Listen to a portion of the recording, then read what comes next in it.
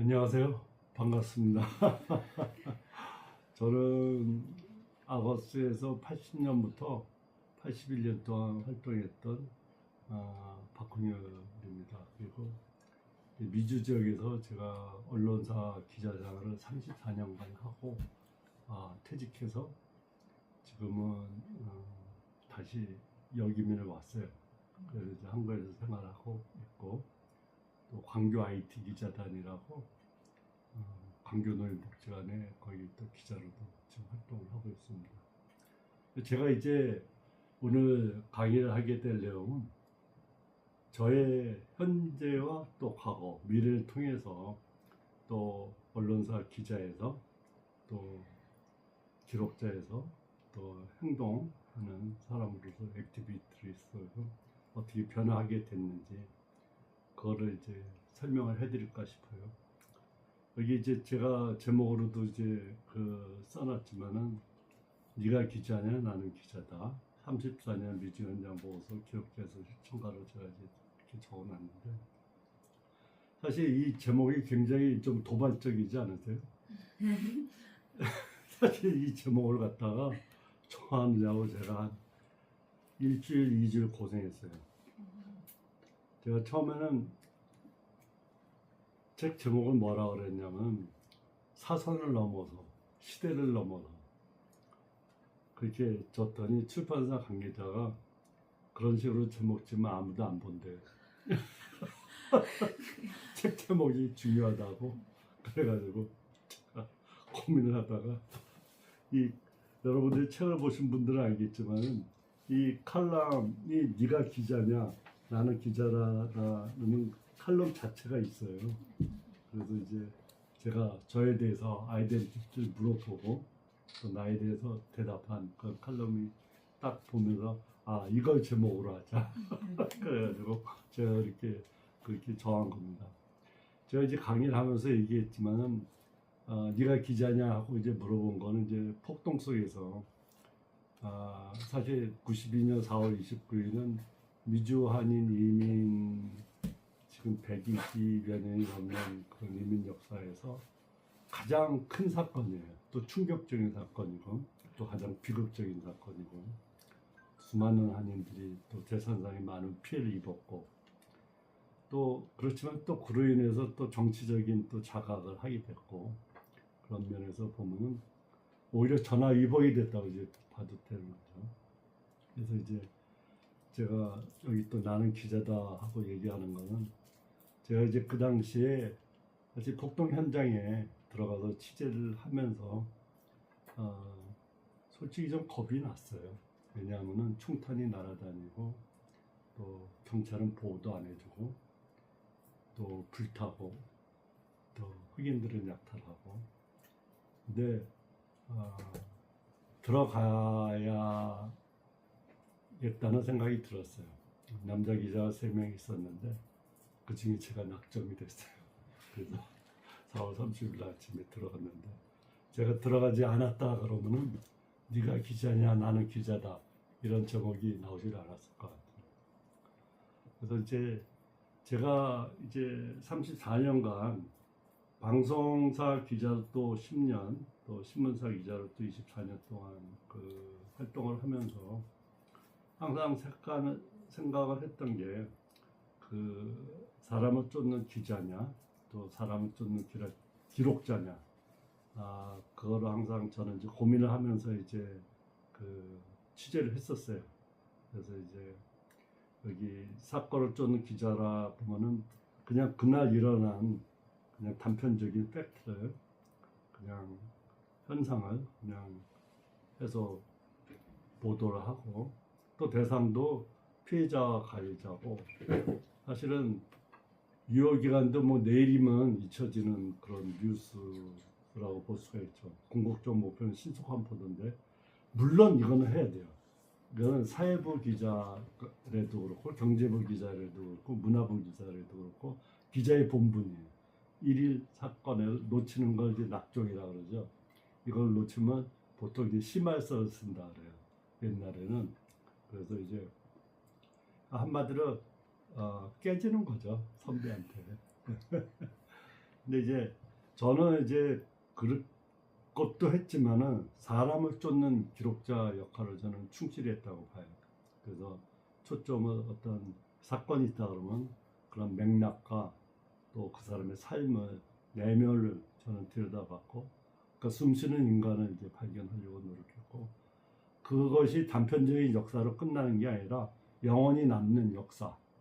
그래서 저는 이제 그걸 또 추구했고, 그래서 그런 단편적인 사건으로 끝나는 것이 아니라 폭동도 그렇고 또 그 후에 이어지는 또 지진 사건에서도 그렇고 우리가 다 같이 공감하면서 생존하는 그런 기록자의 역할을 하는 것이 이제 제 역할이라고 생각을 했습니다. 그래서 제가 그런 식으로 이제 추구를 했었고요. 그래서 이제 본격적으로 이제 사우스 LA 얘기를 해볼게요. 사실은 1992년 4월 29일은 좀 전에도 말씀드렸다시피 위주 한인 이민 역사에서는 일종의 흑역사입니다. 흑역사. 1991년에 이제 3월인가 이제 로드니 킹이라는 그런 흑인 운전 하던 음주운전 범이라고 봐야 되겠죠. 백인 그 경찰 4명한테 이제 집단 구타 당하는 장면이 그게 라이브로 잡혔어요. 그래가지고 일종의 그 동물한테 때리듯이 백인 경관들이 그렇게 흑인 그 아무리 범법자고 아무리 음주운전을 해서 잡혔다 그래도 사람을 그렇게 다루면 안 되는 거거든. 그래서 이제 그게 계속 에어가 되고 계속 방송이 되다 보니까는 이게 결국에 가서는 흑인과 백인의 이제 갈등인데 그 당시 상황이라는 거는 그 사우스 LA는 한인타운에서 좀 남쪽으로 떨어진 지역인데 그쪽 지역이 그 리커 마켓, 그 스몰 비즈니스에서 한인들이 비즈니스를 많이 했어요, 장사를. 왜냐하면 우리가 충분한 자본력도 없고 또 미국에 또 이주해 온 지 얼마 안 됐기 때문에 그래서 우리가 그 흑인들하고 좀 이렇게 문화적인 그런 갭이 있잖아요. 서로가 서로를 이해 못하잖아요. 흑인들은 한인들을 볼 적에 저 사람들은 그냥 돈만 벌어 가고 그냥 자기네한테는 베풀어 주는 것도 없고 그리고 일단은 한인들이 또 영어를 잘 못하니까 그냥 단순하게 그냥 물건을 파는 그런 거니까 그런 면에서 이제 서로 본의 아니게 서로 이제 오해하게 된 거죠. 그러면서 이제 1991년에 뉴욕에서 또 그 청가상 사건이 이제 발생을 하는데 뉴욕에서 한역 간의 갈등이 있어가지고 그 흑인들이 한인 청가상 뉴욕의 한인 청가상이 굉장히 유명하거든요. 그 물품들을 갖다가 다 보이콧하는 그런 사태가 이제 발생을 했어요. 그러니까는 인종 갈등이 묘하게 흑인과 백인의 갈등으로 시작된 게 한인들이 그 중간에 본의 아니게 이제 끼어드는 그런 이제 계기가 된 거죠. 그래서 제가 이제 폭동 얘기를 이제 그 하면서 제가 느끼는 거는 제가 그 현장에서 취재를 하면서 그 한인들이 그 고통받고 또 절규하고 어려운 그런 현장을 갖다가 제가 같이 있었다는 것에 대해서 제가 굉장히 그 지금에 와서 보니까는 행운이었다고 생각을 해요. 왜냐하면 기자는 큰 사건을 만나면서 크더라고. 사실은 역사를 모르잖아요. 언제 무슨 일이 일어날지. 그리고 내가 그 당시에 위주 한국일보에 있다가 KBS 아메리카로 간 지 한 1년도 안 된 시점이었거든요. 그래서 이제 폭동이 일어났을 적에 그날 밤에 이제 한인들이 이제 비즈니스가 전소되고 이제 그런 장면들이 계속 생방송으로 나가고 있는데 우리는 어떻게 가서 취재를 하고 방송을 할 수가 없었어요. 왜냐하면은 미국 방송국처럼 온에어할 수 있는 시스템 자체가 안 되니까. 나는 분노한 한인들이 이제 분풀 데가 없잖아요. 그래서 이제 방송국에 전화해서 니네가 기자냐, 네가 방송국이 지금 뭐 하냐, 빨리 신속하게 상황 갖다가 보도를 해야지. 그래서 이제 그때 욕을 좀 많이 먹었는데 사실은 그 후에 내가 기자다 하는 거는 제가 현장에 가서 그거를 취재를 했기 때문에 그렇게 얘기를 할 수가 있었다고 저는 이제 생각을 해요. 그래서 제가 이제 지난 30년의 그런 기록을 저 나름대로 한번 좀 정리를 한번 해봤어요.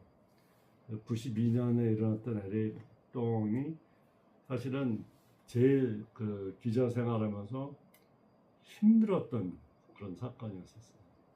그리고 제 보람이 있었던 사건이었고, 그리고 이제 1994년에 1월 17일 날 노스위지 대지진이 일어나요.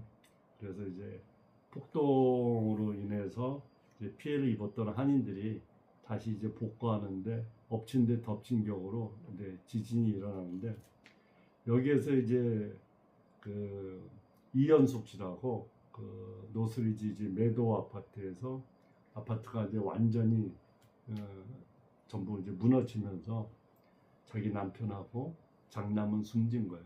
그래서 자기 작은 아들 둘이서 살아남았는데, 이 사람이 이제 비극의 아이콘이 된 거야.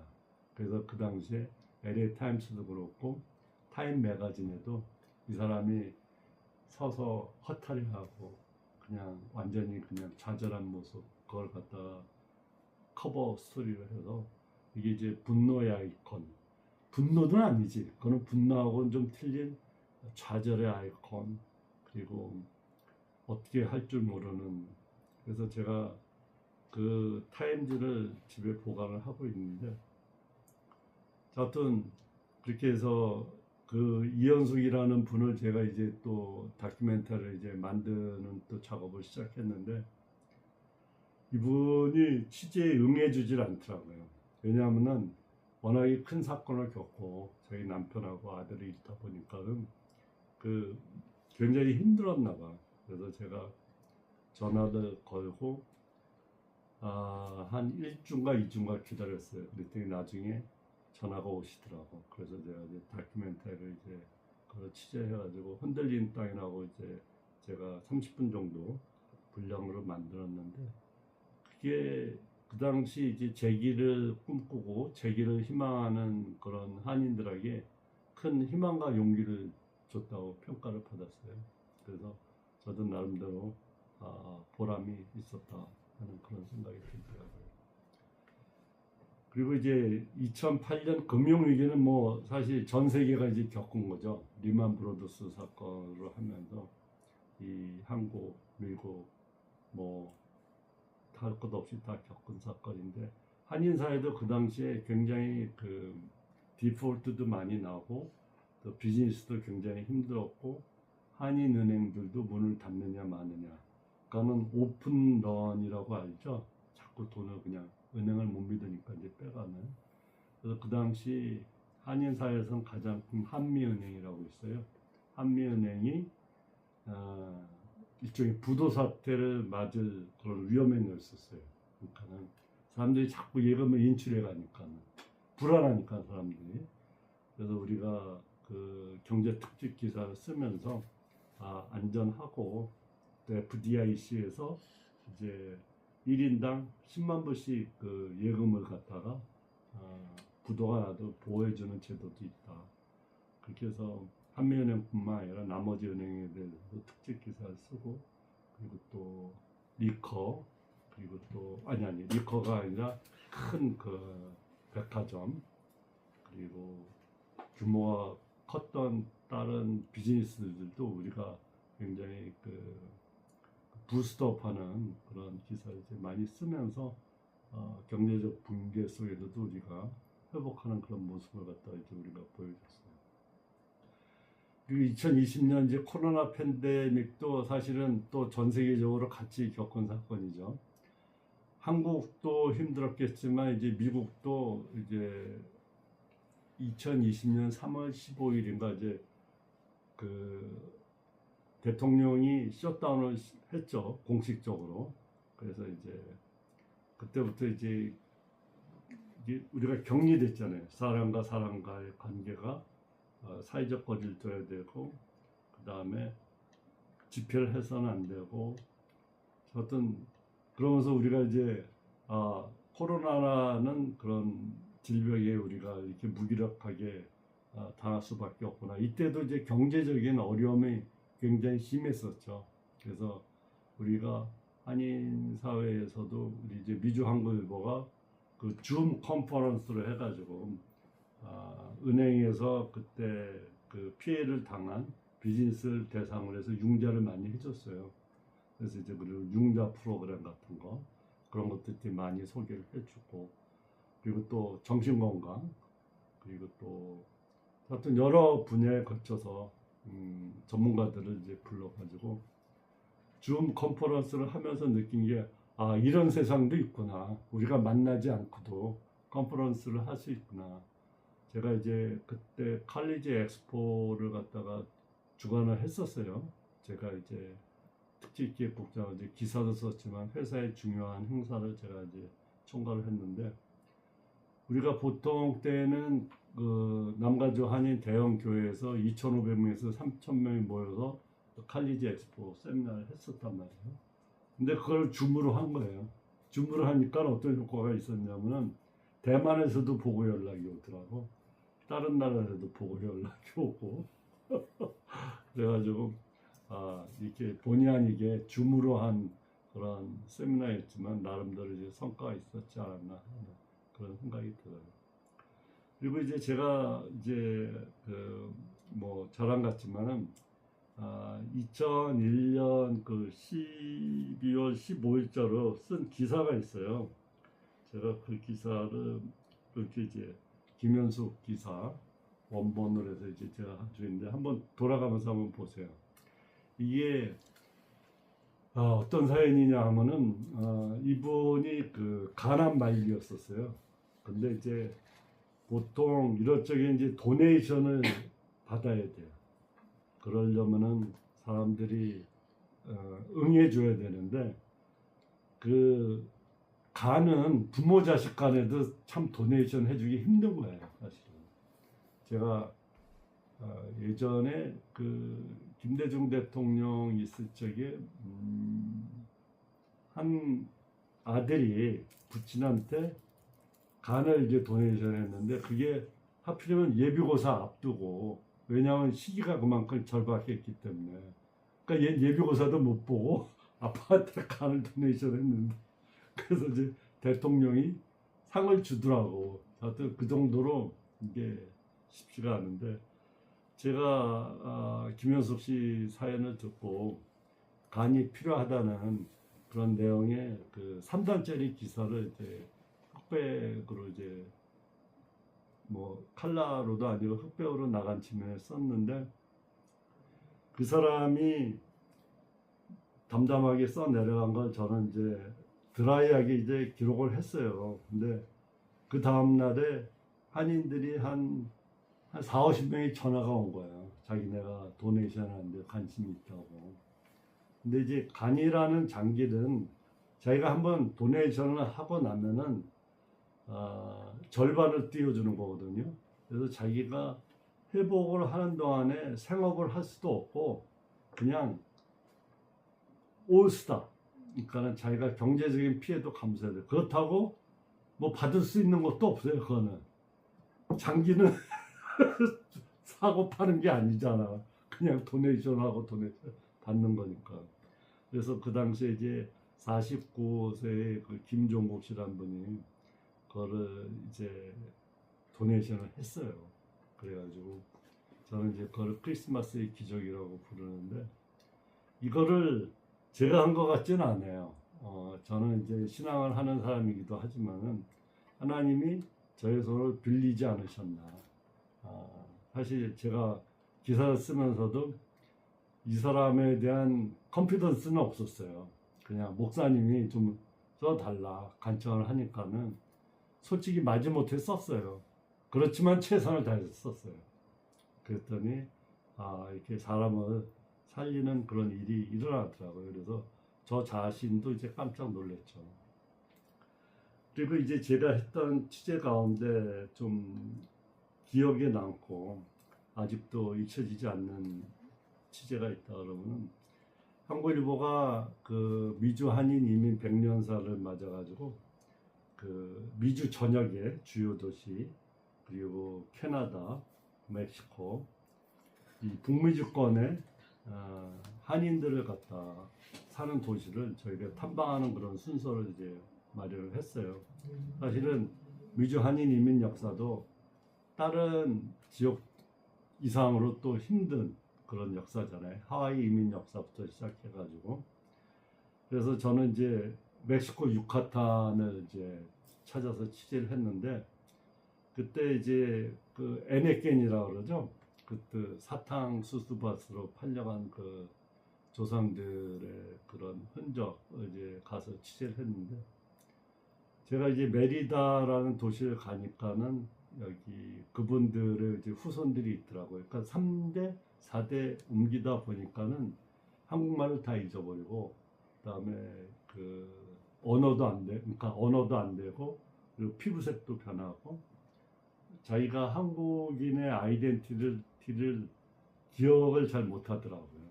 그래서 그분들을 보면서 참 너무 이 사람들은 이민을 간 게 아니라 유기된 거구나 한국에 의해서. 그 당시에 이제 노예상까지는 아니지만 중간 상인들이 그렇게 해서 이쪽으로 이제 데려갔잖아요. 그래서 참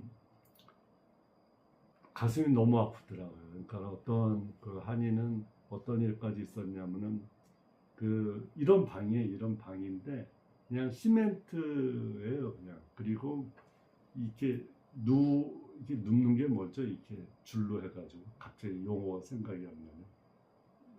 있잖아, 그 멕시코 같은데 거기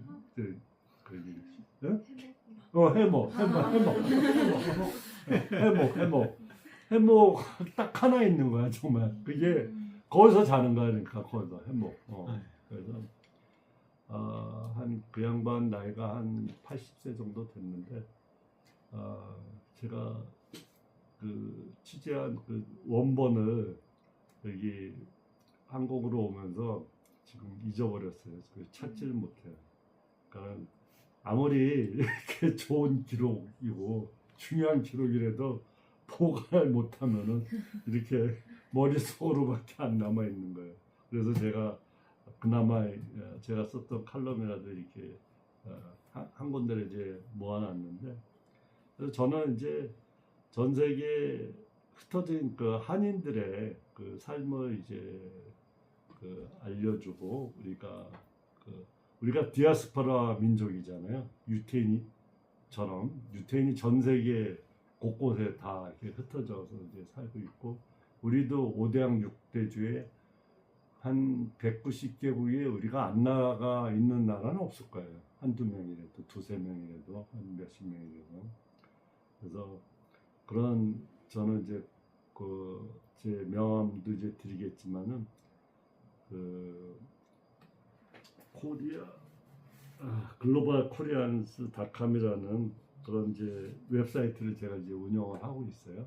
그래서 이제 나중에 전 세계 한인들을 갖다가 조명하는 그런 프로젝트들이 진행을 하고 싶은데 그건 천천히 이제 그렇게 하죠. 그래서 저는 그렇게 생각을 해요.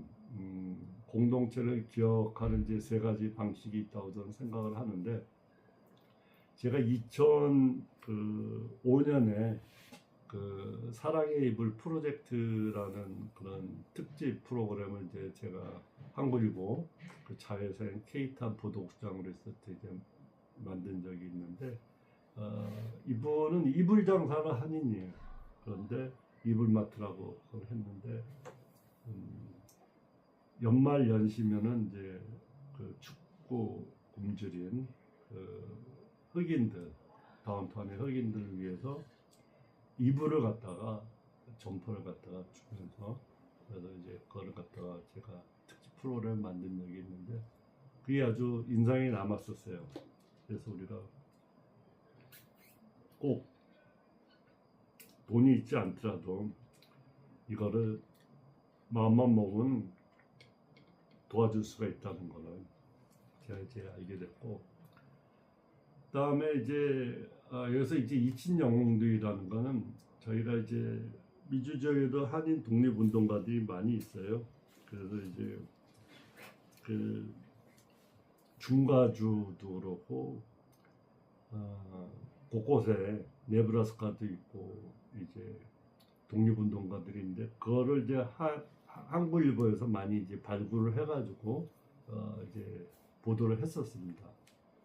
그리고 이제 저는 이제 개인적인 그 얘기인데 감사일기 완화한 프로젝트라고 이제 진행을 하고 싶은데 제가 이거는 어떤 방식으로 하려고 그러냐면은 우리가 사실은 살아 숨쉬는 것도 감사하고 우리가 감사의 조건이 너무 많잖아요.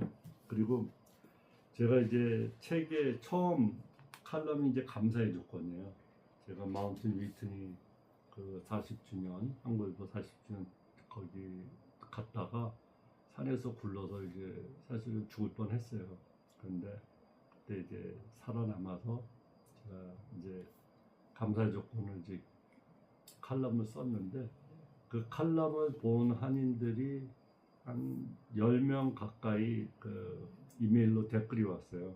이 칼럼을 써도 댓글이 잘 안 와요. 보통 사람들이 댓글을 달 적에는 자기가 감동을 받았을 때.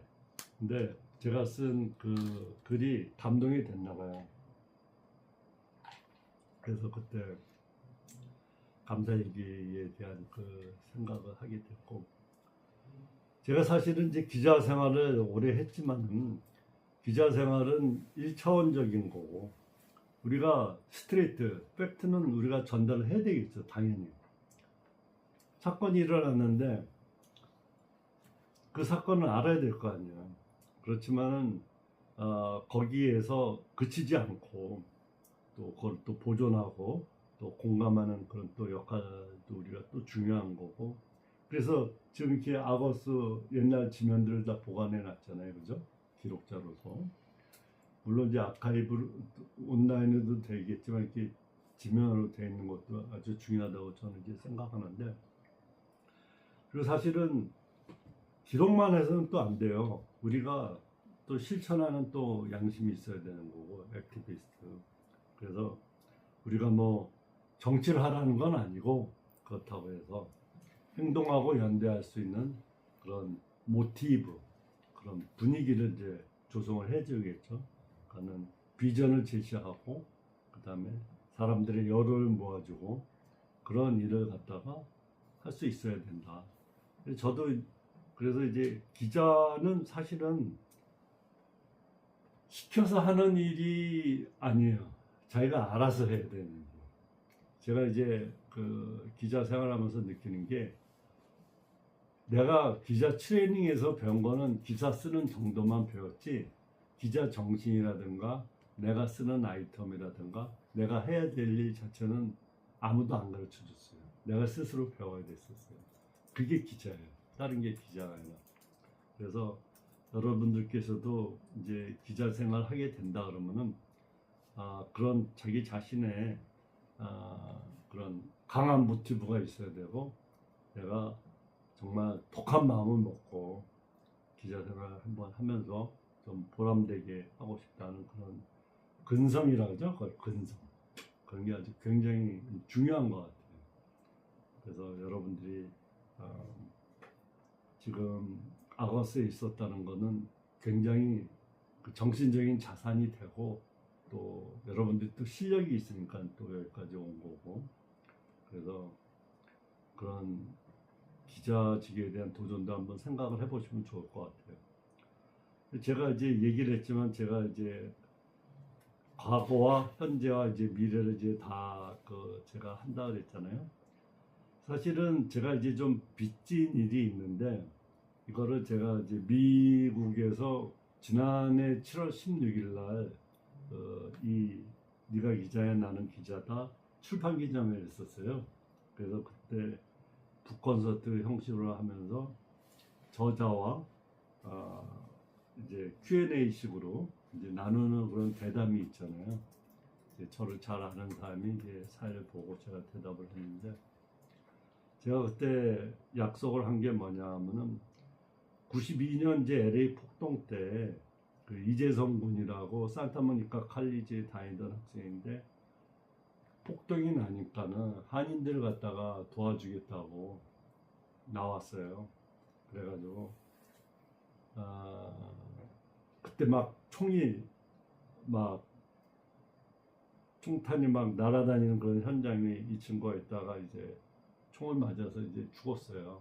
그래서 이제 우리가 이제 이재성 열사라고 이제 부르는데, 사실은 폭동이 중요한 사건임에도 불구하고 그 폭동 기념관도 하나 LA 한인사에도 없고, 그리고 폭동 당시에 92년에 한 500만 불에서 600만 불에 달하는 성금이 전 세계에서 답질했어요. 워낙에 큰 사건이다 보니까는 미주 지역의 뉴욕에서도 그렇고 뭐 여러 지역과 또 본국 정부도 그렇고, 그러니까는 한인들의 그 재기와 복구를 이제 돕기 위해서 그렇게 돈이 왔는데 이 관리를 제대로 못했어요. 그래가지고 그거를 전부 속칭 얘기해서 그런 단체가 말아먹은 거예요. 그러니까는 나중에 이제 돈이 하나도 없고, 그래서 언론도 책임이 있는데 좀 안타까워요. 지금 생각을 해도 그 어떻게 보면 폭동 성금 자체가 차라리 없었으면 한인사회의 그런 복구가 더 빨랐을 텐데, 이 돈이 있다 보니까 거기에 이해관계가 따르고 폭동 그 피해자들끼리 서로 이전투구식으로 싸우게 되고, 또 그걸 또 옆에서 지켜봐야 되는 또 기자의 입장도 참으로 좀 암담하더라고요. 어쨌거나 이제 이재성 군이 조그마한 이제 동상이랄까 흉상이죠, 흉상을 이제 모 단체에서 이제 만들었는데, 이재성 군의 어머니인 이정희 여사가 그걸 이제 보관을 하고 있어요, 집에. 근데 그거를 놓을 수 있는 공간이 없는 거예요, 공간이. 그래서 제가 그 이정희 여사를 폭동 30주년 그 한국일보가 만든 그런 특집 속에서도 그렇고 스트레이트 기사로도 그렇고 제가 익스클루시브 인터뷰를 했어요, 특종으로. 그래서 이분이 응해 주셔가지고 했는데, 제가 그분한테도 그런 얘기를 했어요. 어떻게 해서든 한번 만들어 봅시다.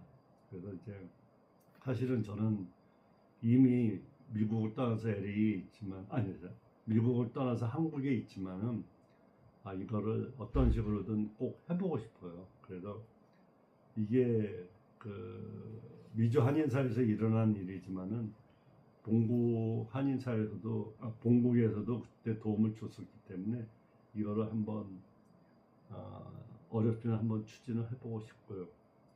그 다음에 이제 양용시 사건은 이제 뭐냐면은 2024년 이제 5월에 이 40세 그 양용시가 이제 정신질환자예요. 정신질환자. 그래가지고 이제 정신병원, 그러니까는 병원으로 이제 이송하는 과정 중에서 경찰이 너무 과도한 공권력을 행사하면서 현장에서 사살해서 사망을 했어요. 근데 이제 경찰은 그걸 이제 자기네가 정당방위라고 주장을 하는데, 양민씨 부모, 그러니까 양용씨 부모에 따르면은 어떤 위협적인 행동을 한 게 아니에요. 그냥 이제 자꾸 이제 부모도 이제 그 정신질환자인 아들을 이제 케어하기 힘드니까는 그 담당국의 그 실무자를 불렀는데, 그 실무자가 또 경찰을 부르고 그러는 과정 중에서 경찰이 출동을 해서 그 방에 들어가서 진압을 하는 과정에서 쏴버린 거예요.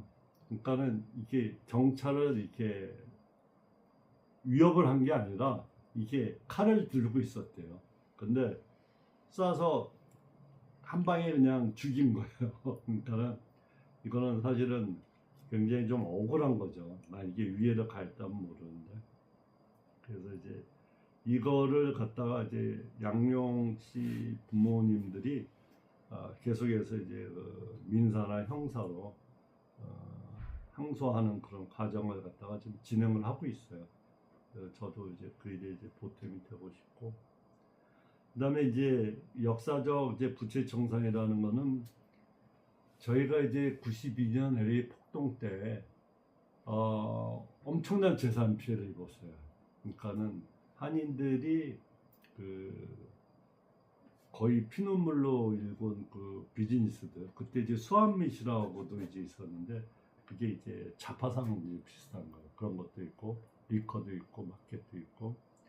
하여튼 사우스 LA에서 한인들이 피해 당하지 않은 업소는 거의 없다고 해도 이제 과언이 아니거든요. 그래서 제가 이거를 너무나 오랜 기간이 지난 일이지만은 한번 어떤 식으로든 이제 출하를 해보고 싶은데, 이제 어떤 일이 있었냐면은 1981년에 그 레이건 행정부 시절에 그 1943년하고 44년에 그 일본 사람들이 그 컨센트레이션 캠프라 그래가지고 미국의 그 사막 지역에 감금이 돼 있었어요. 수십만 명 단위로. 왜냐하면 일본 사람들이 그 당시에 미국과 적국이었으니까, 태평양 전쟁을 하면서. 그래서 그 사람들이 정말로 끈질기게 자기네 그 권리를 요구를 했어요. 그래가지고 결국에 가서는 레이건 대통령이 정식으로 사과를 하고 1인당 $10,000씩 돌려줬어요. 그러니까 그거는 상당히 큰 거죠. 어쨌거나 대통령이 정식으로 사과를 하고 1인당 $10,000씩 돌려줬다. 근데 사실은 이런 큰 사건이 났을 때 경찰들이 LAPD의 그런 캐치프레이즈가 To Protect and Serve예요. 그런데 한인들의 그런 폭동 현상에 경찰은 전혀 관여를 안 했어요. 경찰들은 그 당시에 베버리 힐스 그쪽만 지켰어요. 그쪽으로 폭도들이 못 넘어가게. 한인타운도 그렇고. 그래서 이게 사실은 저도 제가 살아생전에 이걸 할 수 있을까 하는 생각이 들긴 하지만은, 누군가는 그런 뜻을 품고 이렇게 자꾸 얘기를 하다 보면은 There is a road where there is a will, 뜻이 있는 곳에 길이 있다 그러잖아요. 그러니까는 우리가 자꾸 그런 게 또 저널리스트의 또 사명이 또 되는 것 같아요. 그래서 제가 사실은 제가 좀 퇴직 당시에 좀 번아웃이 되면서 불안장애도 오고 공황장애도 오고, 그래서 좀 우울증을 좀 앓았었어요. 그래서 제가 좀 어려움이 있었는데, LA 한인 가정상담소가 있는데, 거기서 제가 이제 상담을 받으면서 좀 많이 좀 도움을 받았어요. 그래서 제가 작년에 7월 16일 날 북콘서트를 할 적에 300명이 왔거든요. 근데 그 사람들한테 이 책을 이제 20불에 팔았어요. 그래서 현장에서 6,000불을 모아가지고 LA 한인 가정상담소에 그대로 도네이션을 했어요. 그러니까 어떻게 보면 저도 액티비스트로서의 일을 한 거죠. 그래서 이제 요번에 이제 4월 30일에도 그 제가 있는 지역에서 그 광교 신도시에서 이제 북콘서트를 해가지고, 그때 이제 100만 원을 모았어요. 100만 원. 그래가지고 이제 광교노인복지관에 이제 기증을 했는데, 제가 뭐 책을 쓰는 게 어떤 돈을 벌 목적으로 쓰는 거라기보다는 기록을 하고 기억을 하고 우리가 해야 될 일을 잊지 않아야 된다는 그런 이제 소신을 가지고 이제 제가 이제 기록을 하고 있는 거고요. 그래서 제가 이제 여기도 얘기했지만은 이 기자 생활 34년을 한 게 이제 여기 이제 농축이 돼 있는 거거든요. 그래서 저는 앞으로도 이제 계속 기록하는 일을 할 거예요. 그리고 제가 또 실제로 이제 광교 IT 기자단에서 이제 또 그걸 하고 있고, 기자로 활동을 하고 있고, 그다음에 요즘은 이제 유튜브로도 제가 박국리의 공감 그래가지고 조회수가 제법 나와요. 저번에 그 오키 씨, 그 홍산 선수 부인, 그분을 가서 이제 조문하는 거를 행사를 해가지고 올렸더니 조회수가 18,000이 나오더라고요. 그거는 이제 그 사람이 지명도가 있으니까 이렇게 나오는 것 같아요. 그래서 제가 이제 저한테 이제 던지는 질문이 사실 이 책에 있는 것처럼 저는 이제 여전히 이제 기록하는 사람이고 또 실천하는 사람으로 남고 싶고, 그래서 이거를 그냥 기록하는 것만으로 끝나는 게 아니라 이제 실천하는 그런 정말 양심으로 액티비스트로 이제 일을 하고 싶은 게 저의 이제 다음 이제 넥스트 스텝인데, 사실 너무 이제 거창하게 그 하려는 것보다는 그러니까 스텝 바이 스텝으로 조금씩 하는 게 이제 중요한 것 같아요. 근데 이제 혼자서는 이제 이해를 못 해요. 근데 두셋이 모여서 같이 협의하고 논의하고 힘을 합치면 된다고요. 그래서 혼자서는 할 수 없는 일을, 또 LA에 있는 한인들이 할 수 없는 일을 또 본국 한인들도 힘을 합치고 뉴욕에 있는 한인들도 힘을 합치고, 또 우리는 전 세계 디아스포라 750만 미주 한인, 그 전 세계 한인 공동체가 있잖아요. 그거를 이제 그 본국에서도 이제 잘 활용을 해가지고 어떻게 해서든 우리가 그 옛날에 그런 놀이를 많이 했었죠. 그 돋보기 가지고 밑에 종이 내가지고 햇빛이랑 맞춰놓는 그 타는 놀이 있잖아요. 이 초점을 맞추면 이제 그게 타 들어간다고. 그래서 우리가 이제 그 포커스 하는 거, 그 작업을 사실은 언론인들이 해준다 그러면 굉장히 이제 좋을 것 같아요. 그래서 저는 지금 약간 좀 이상적인 얘기를 좀 하는 것 같지만은, 이상적인 얘기가 아니라 실제로 제가 기사를 쓰면서 그런 경험을 많이 했어요. 그러니까는 어떻게 제가 사람을 살릴 수가 있었대요.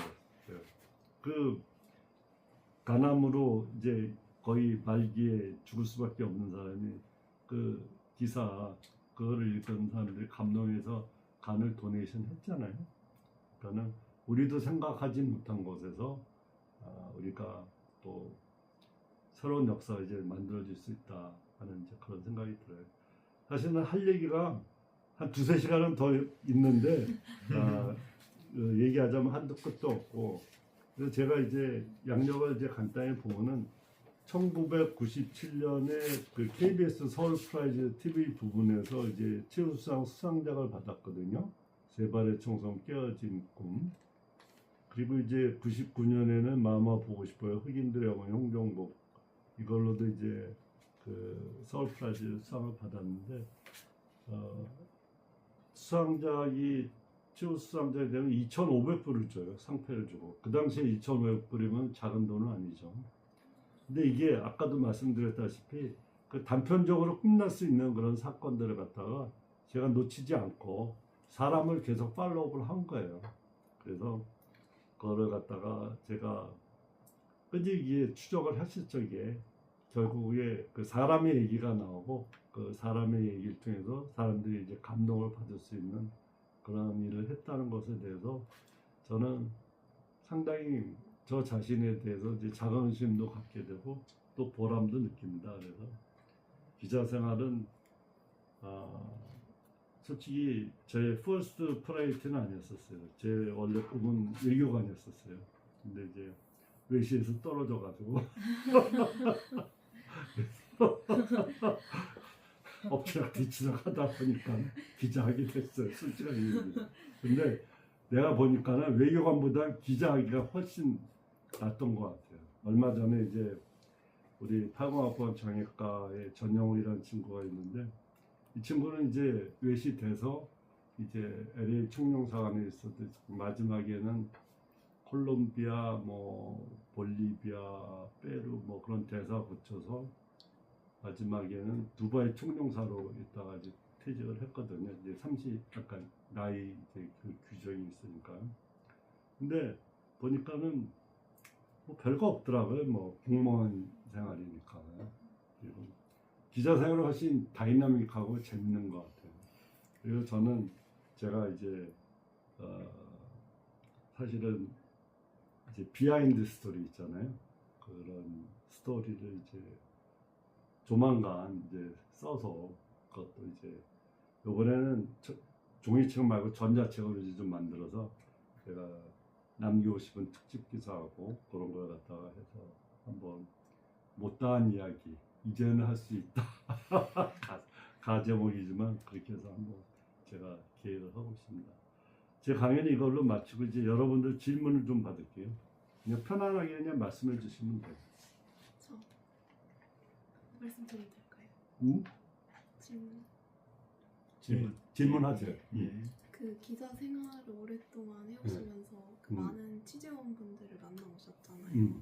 근데 그러면 인터뷰에 응해주시지 않은 분들도 많으셨을 것 같은데 어떻게 그런 마음을 열게 할 수 있는 그런 질문법이 궁금해요. 그거 참 좋은 질문이에요. 제가 좀 독해요. 제가 좀 찔겨요. 그러니까 97년에 그 세발의 종공, 그 깨어진 꿈, 이 것도 어떻게 됐냐면은 이거는 이스테리에서 리커 마켓을 하는 김조은 씨라는 분이 거기 이제 히스패닉계 그 청소년들이 와서 자꾸 이게 물건을 훔쳐간 거예요.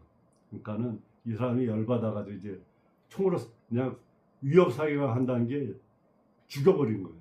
그냥 죽은 거예요, 현장에서. 그러니까는 히스패닉계 사회에서 들고 일어날 줄 알았는데 히스패닉계 사회에서 오히려 김정은 씨 구명운동을 펼치는 거예요. 워낙에 이 사람이 평소에 잘 베풀었어요. 이웃을 사랑하는 거예요, 정말.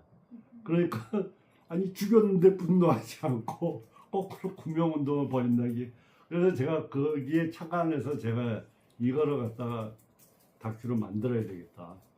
근데 이제 다큐를 만들려면 그 사람은 이미 경찰에 가서 체포돼서 이제 감옥에 가 있는 거고 주변 인물들이 있어야 될 거 아니에요. 와이프. 근데 이 와이프가 좀 우울증을 앓고 있었어요. 그리고 이렇게 정상적인 그런 상태가 아니에요. 그리고 부부관계가 굉장히 또 느꼈고. 그래서 제가 어찌어찌해서 이제 이분을 찾아가서 우리가 좀 이래서 작품을 좀 만들려고 그런다. 좀 도와달라. 도와달라기보다도 인터뷰에 응해달라고 그냥 제가 그냥 당당하게 얘기를 했어요. 근데 한 번 하니까 소식이 없더라고요. 그래서 2번 찾아가고 3번 찾아가고. 근데 이게 매달리니까 나중에 인터뷰에 응해주더라고요. 그래서 사실은 왕도가 없어요.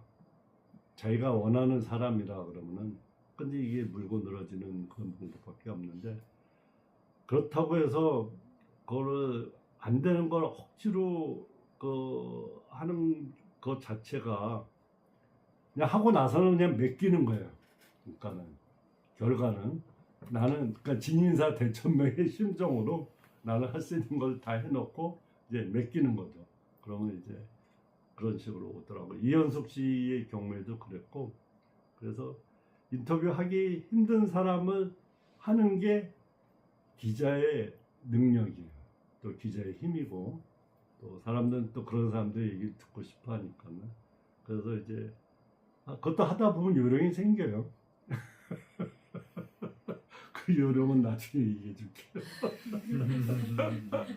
또 다른 질문. 그냥 편안하게 얘기하세요.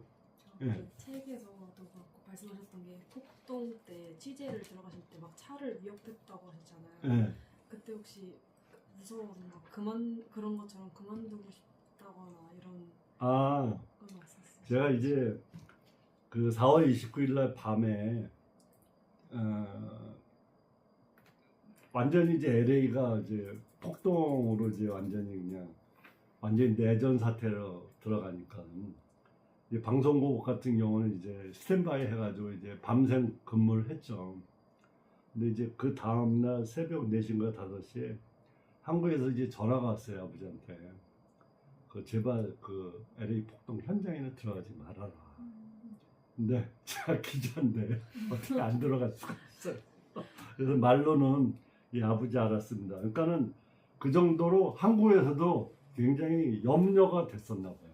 그 현장이 그대로 이제 또 방송이 되고 그러니까. 그래가지고 근데 질문이 뭐였죠? 그럼 위협을 받거나 무서운 상황이 여러 번 있었을 것 같아요. 맞아요. 사실은 그 잠을 제대로 못 잤어요. 그날 밤에. 그래가지고 새벽같이 이제 또 아침에 또 보도국장에 와서 취재 들어가라 그래서 취재하고 들어갔는데 취재를 하고 나오다가 그 흑인 폭도들이 탄 차 있잖아요. 그걸 모르고 제가 이제 받았어요. 그래가지고 출행랑을 친 거죠. 한마디로 걸음 하나 살려라 해가지고 그냥 운전을 그냥 막 엑셀을 밟아가지고 잡히면 죽으니까 맞으면 죽어요 걔네한테. 카메라만하고 나오지 그랬고 그러면서도 이제 제가 기자 생활 계속 할 수 있었던 그런 힘은 그렇게 태어난 것 같아요. 사실은 뭐 솔직히 얘기하면 제가 또 기자 생활에 만족을 못해서 변호사 공부도 좀 했었어요. 근데 6개월간 하다가 지쳐가지고 때려쳤고 그래서 내가 이런 그냥 기자밖에 없다. 그냥 기자 하자. 그리고 또 기자하면서 좋은 사람들을 많이 만났어요. 취재원들도 좋은 사람들 많이 만났고 그리고 제가 굉장히 부지런해요. 뭘 하나 하면은 좀 끝을 보는 스타일이에요. 그러니까 직장에서도 많이 인정을 해줬고 그리고 취재원들과의 관계는 사실은 불가분이에요. 너무 가까워도 안 되고 너무 멀어도 안 되고 너무 멀으면 기사가 안 들어오고 너무 가까우면 잘못하면 유착이 될 수가 있고 이해관계에 또 갈 수가 있고 그러니까 이제 그런 관계지만 기본적으로 따뜻한 가슴과 냉철한 이상을 가지고 이제 제가 기자 생활을 했었고 사실은 제가 기자 생활을 관두고 싶었던 그런 적이 딱 한 번 있었어요. 정말로. 왜냐하면은 92년에 그 폭동 성범으로 인해 가지고 그 다 상처받고 다들 더 복구가 힘들어졌잖아요. 근데 저는 이제 그때 그 한미 구호위원회하고 폭동 성금위원회하고 이제 둘이 갈라져 가지고 그 성금의 분배라든가 그거를 예치하는 과정을 가지고 싸움을 하는데 우리 민족한테 이 분명히 분열의 DNA가 있구나. 피자들한테 나눠주면 되는데 그거를 의견을 못 모으더라고. 그러면서 거기서 이전 투구가 오고 가고 뭐 야합이 있고 뭐 그런데 그걸 이제 취재하다 보니까는 정말 회의가 들더라고. 그래서 제가 이제 그 당시에 그 형님이 있는 덴버로 휴가를 좀 오래 갔어요. 그 2주인가 3주 갔는데 LA 다시 가고 싶지가 않더라고. 아주 그냥 정내미가 떨어져가지고. 그런데 다시 왔죠. 저는 기자 생활하면서 뭐 여러 가지 재미도 있었고 힘들기도 하고 그렇지만은 의미를 찾았던 것 같아요. 기자 생활하면서 제가 어쩌면 본국에 여기 그대로 이민 가지 않고 남아서 여기서 기자 생활을 했었을 수도 있겠죠. 근데 그거는 어차피 프로스에 가보지 않은 길이고 어차피 내가 간 길에 충실해서 나는 이제 그걸로 이제 가는 거니까요. 그래서 저는 하여튼 재미와 의미 있는 기자 생활을 했고 그리고 앞으로도 그렇게 살다가 갈 것 같아요. 우리 편집장님은 질문 없나요? 저는 개인적으로 궁금한 게 두 가지가 있었는데요. 첫 번째는 제가 유럽에 잠깐 교환학생을 갔었을 때 느낀 거는 정말 혼혈이나 이민 온 친구들이 정말 많았거든요. 그 중에서도 좀 정체성에 혼란을 겪지 않고 잘 자기의 문화도 지키고 잘 융화라고 해야 되나요? 잘 사는 친구들은 뭔가 자기의 좀 모집단의 문화를 잘 지키고 간직하고 있는 친구들일수록 좀 잘 적응을 하는 것 같더라고요. 그래서 궁금했던 거는 그 미국에 있는 한인들은 2세, 3세들 어떻게 그 정체성을 지켜가고 있는지 그게 첫 번째. 그리고 또 번째는 제가 기사를 쓰다 보면은 저의 주관을 좀 잘 세워야 취재도 그렇고 기사 작성도 그렇고 방향이 잘 잡힌다고 생각을 했어요.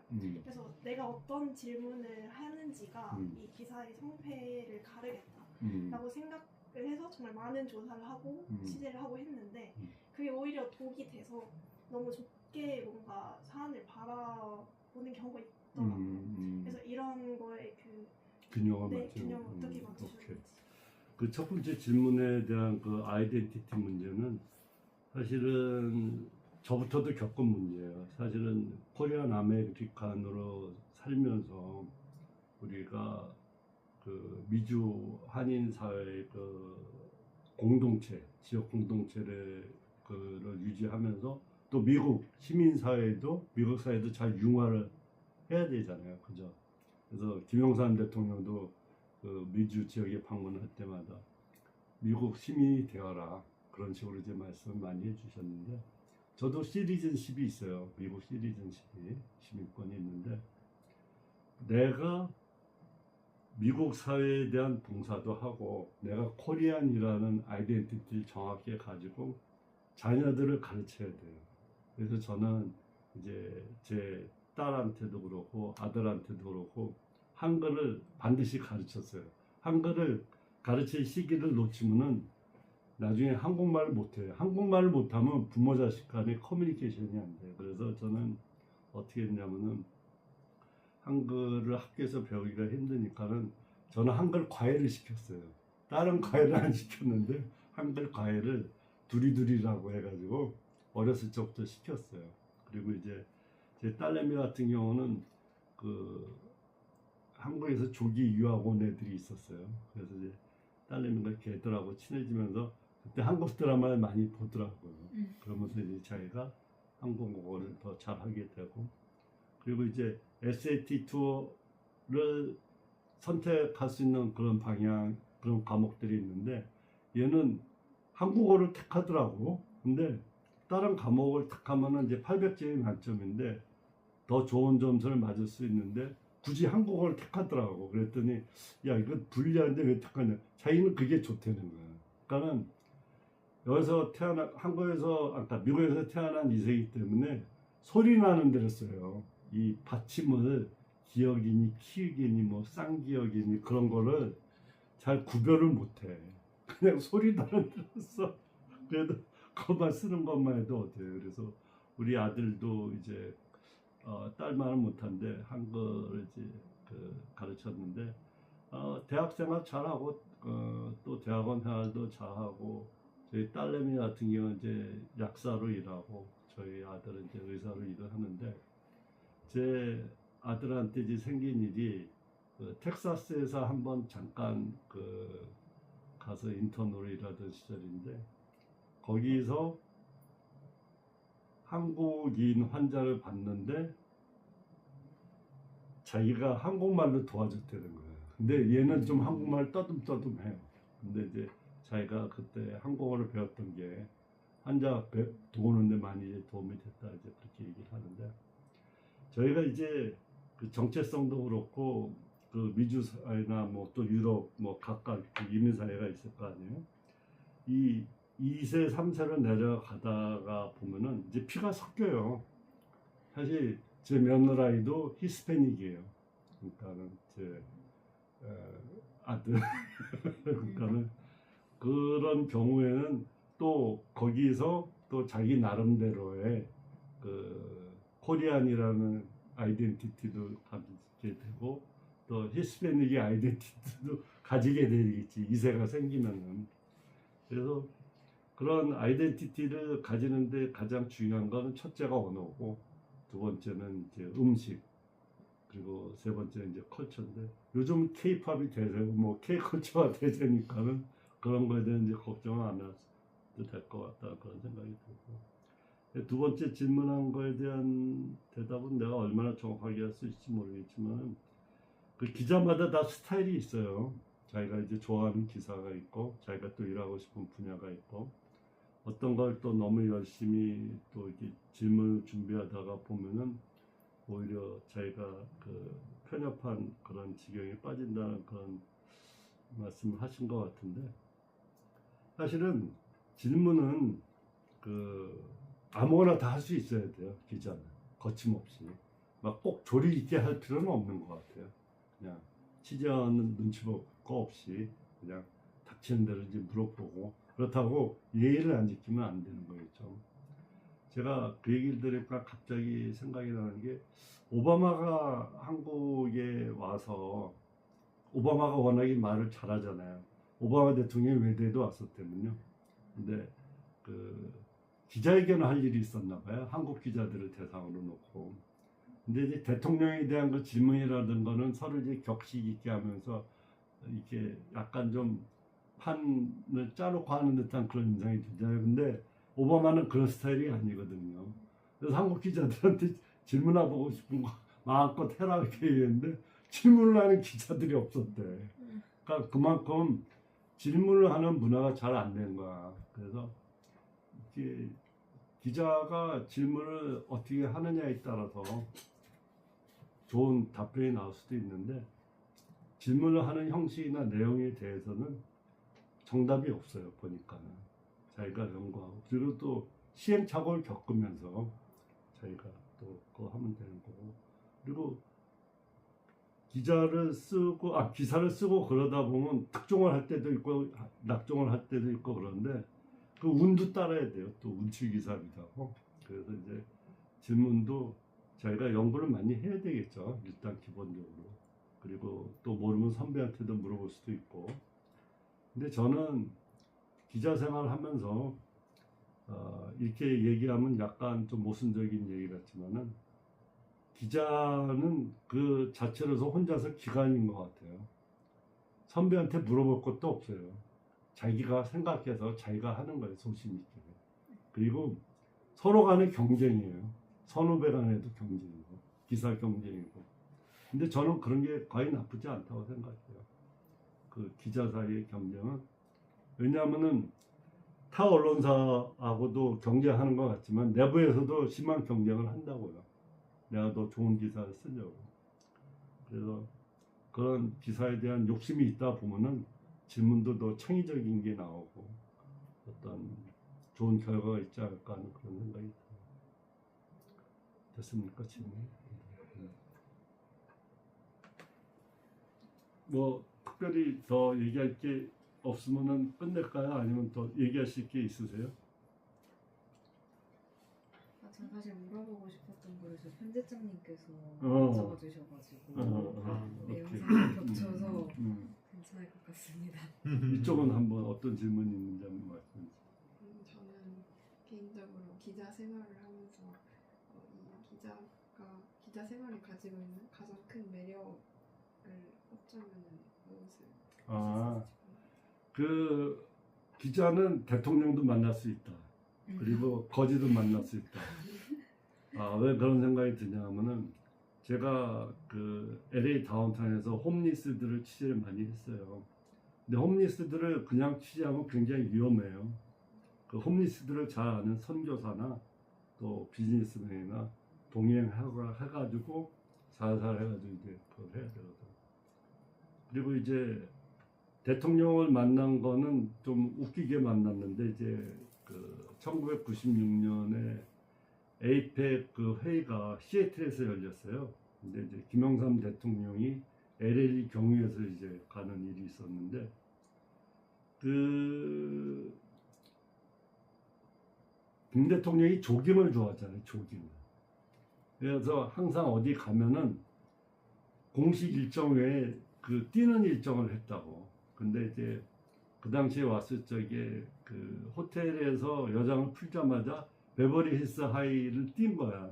근데 이게 그 당시에 저희의 그 상대 경쟁 방송국에서 그 대통령 일정을 미리 동선에 없는 거, 공식적으로 나오지 않은 걸 갖다가 간파를 해가지고 자기네가 인터뷰를 한 거야.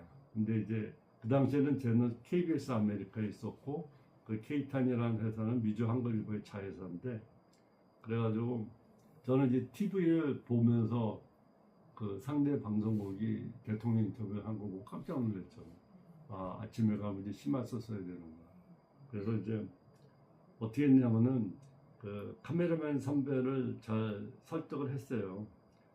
대통령이 낮에 떴으면 아침에도 뛸 거다. 새벽에도. 그냥 개수를 한 거지. 배팅을 한 거지. 그래가지고 우리 5시에 가서 뻗칩시다. 뻗친다는 말 알죠? 스탠바이라는 거. 그래가지고 제가 그 당연히 데스크한테 보고를 안 했죠. 데스크한테 보고를 하면 그걸 하라 그러겠습니까? 그래서 기자가 기관이라는 게 나 혼자 독단적으로 판단하는 거야, 그럴 적에는. 근데 좀 무모한 판단이긴 했어요. 지금 지나가 생각해. 성공은 했지만은. 그래서 이제 새벽 5시 반이 되니까는 YS가 정말로 나오더라고요. 경호실장하고 어깨가 막 이런 사람들 있죠. 4-5명 이렇게 대통령 딱 에워싸면서 나오더라고요. 그래서 우리가 이제 카메라 이제 그 특겸 저는 이제 KBS 아메리카의 박홍근 기자입니다. 반갑습니다, 대통령. 그래서 이제 인터뷰를 딱 들이댔어요. 그런데 경호실장이 딱 여길 치더라고요, 여기를. 위에 세력인 줄 안 거야. 그런데 무지하게 아프더라고, 정말. 내가 여태까지 맞아본 거 중에 아주, 그러니까는 또 경호실장 그렇게 해야 되겠지. 근데 나는 이게 또 내 밥줄 아니야, 밥통 아니야. 놓치지 않고 질문을 계속 이어왔어. 아, 대통령, 제가 인터뷰를 하고 싶어서 나왔습니다. 그러니까는 YS가 참 서민적인 대통령인 게 이렇게 눈을 내리 깔더라고. 그러니까는 냅두라는 거야. 경호실장한테도 그러고 거기 있는. 그래서 거기서 30분간 인터뷰를 한 거야. 아니 30분까지는 아니다. 한 15분 정도. 15분에서 20분 정도. 내가 물어보고 싶은 거 다 물어봤어. 그냥. 아니 이게 웬 땡이냐. 그래가지고. 뭘 물어봤는지 생각도 안 난다. 너무 오래돼가지고. 그래가지고 이제 YS가 이제 운동장 뛰는데 그 뒤 배경으로 해가지고 이제 오프닝을 했죠. 그리고 나서 이제 회사 들어가니까는 회사에서 한 말도 안 하더라고. 아무 말도 안 하면 그거는 성공인 거. 욕만 안 먹으면. 그러니까 제가 약간 극단적인 비유를 했는데 기자 생활을 하면서 그 가질 수 있는 메릿은 아무나 만날 수 있다. 그리고 무슨 일이든지 할 수 있다. 그게 기자의 메릿인 것 같아요. 그러니까는 무관의 재앙이라고 그러잖아요. 옛날에는 이제 한국에서는 입법부, 사법부, 행정부 있으면은 제4의 그 부가 바로 언론이라고 그런 얘기를 했었잖아요. 요즘은 상황이 이제 많이 달라졌다고 얘기를 하지만은 제가 이제 그런 얘기를 이제 제가 말씀드린 거는 제가 좀 무모했어요. 무모하기는. 그러니까는 그냥 깡으로 한 것 같아요. 죽기 아니면 살기로. 이거는 뭐 언제 보고를 하고 허락을 받아서 될 문제도 아니고. 그리고 내가 이제 나중에 중앙정보부에서 일했던 제 동기한테 물어보니까는 너는 그 굉장히 무모한 일을 했다. 그 대통령에 따라서는 너는 영원히 그 블랙리스트에 오를 수도 있는 그런 일을 했다. 그 출입국 할 때에 감지당하고 통제당하는. 근데 제가 운이 좋았죠, 뭐 YS를 만난 게. 그러니까는 낙종이 특종으로 돌변하는 그런 순간이죠. 저도 저 나름대로 특종을 한 거예요. 저 나름대로. 그래서 기자 생활을 하면서 느낄 수 있는 그런 희노애락이 참 많은 것 같아요. 그래서 제가 이제 미주 한인 사회에서는 제일 큰 언론사인 미주 한국일보하고 KBS 아메리카에서 일을 했기 때문에 본국의 특파원들하고도 또 교류가 있었고 비교적 많은 경험을 할 수 있었던 게 큰 언론사에서 일을 했기 때문에 그런 경험을 할 수가 있었고 제가 또 사실은 한국 사회만 알아서도 되는 게 아니라 미국 사회의 흐름도 알아야 되고 영어도 해야 되고 또 시장 인터뷰도 해야 될 때도 있고 LAPD 경찰국장 인터뷰도 해야 될 때도 있고 뭐 영어를 잘해서 하는 게 아니라 그냥 하는 거예요. 그냥. 그래서 말만 통하면 되잖아요. 그냥 커뮤니케이션만 하면.